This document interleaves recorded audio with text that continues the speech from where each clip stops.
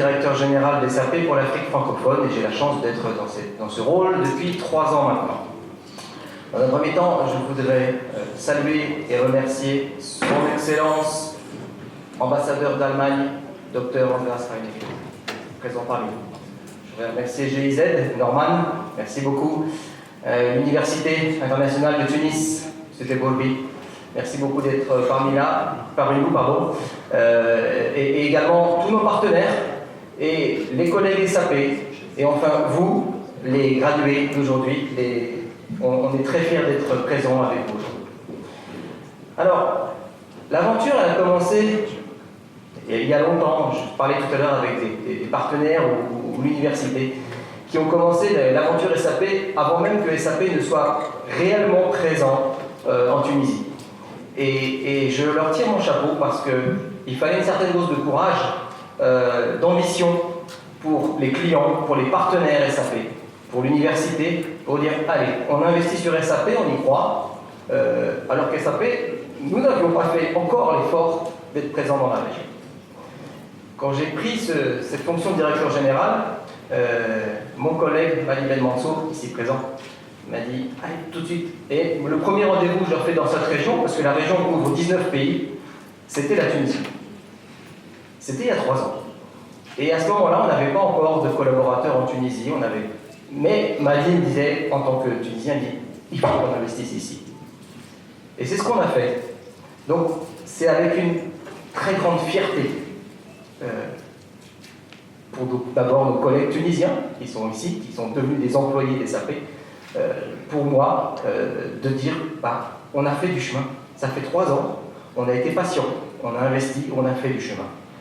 Aujourd'hui, d'avoir 25, 26 gradués aujourd'hui, c'est une vraie fierté parce que SAP, forcément, on est là pour faire des affaires avec nos partenaires, avec nos clients.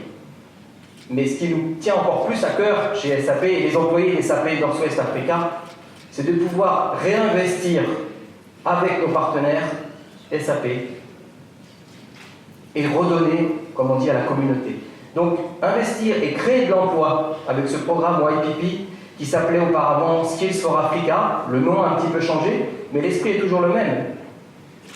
On veut créer de l'emploi dans la zone Afrique francophone, et aussi dans le reste de l'Afrique, mais Afrique francophone, parce que c'est ce qui nous concerne dans un premier temps.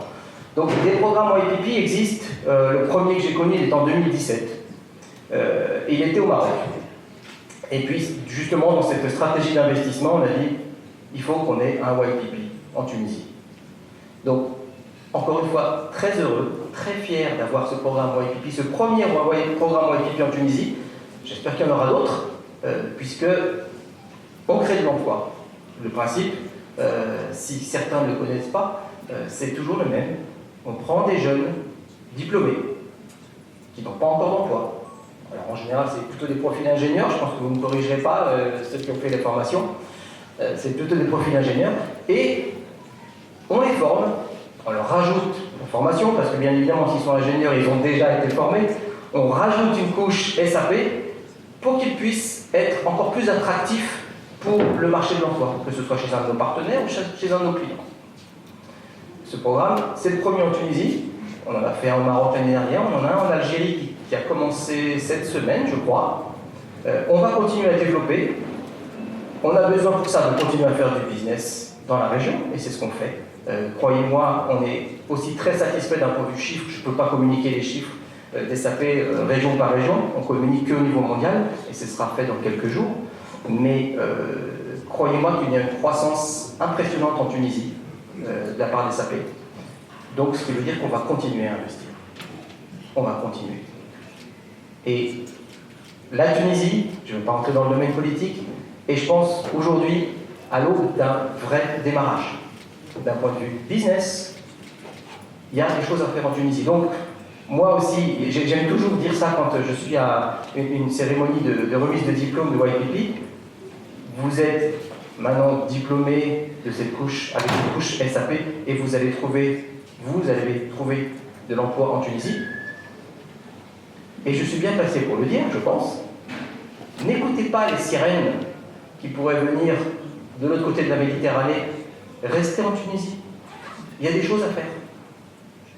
l'herbe n'est pas plus verte à côté. Les salaires sont plus élevés? Oui, c'est vrai. Mais le coût de la vie aussi, il est très élevé. Donc pensez à la qualité de vie. J'habite pas en Tunisie, j'habite au Maroc. Je vous assure que la qualité de vie dans cette partie du monde, je trouve qu'elle est mieux que ce qu'on peut voir dans le reste de l'Europe. Donc je vous invite, nous vous avons formé dans cet esprit-là pour créer de l'emploi, pas en Europe, pour créer de l'emploi en Afrique francophone et en Tunisie.